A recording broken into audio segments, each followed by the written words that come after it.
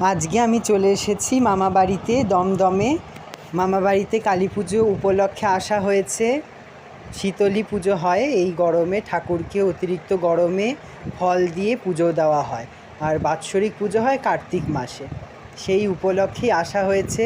খুব সুন্দর পুজো হয়েছিল। পুজোর পর আমরা সবাই ভোগ প্রসাদ খেয়ে পেলাম।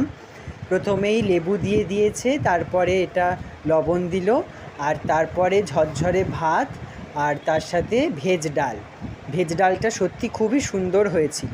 তার সাথে গন্ধরাজ লেবু দিয়ে আর আলু ভাজা দিয়ে মেখে খেতে সত্যি দুর্দান্ত লাগে, খুব ভালো লাগে। আর তারপরে বাঁধাকপি দিয়ে দিল, আর তারপর এটা আলু পটলের তরকারি পোস্ত দিয়ে করেছিল, আর আমের চাটনি। গরমের মধ্যে সিম্পল খাবার করা হয়েছে।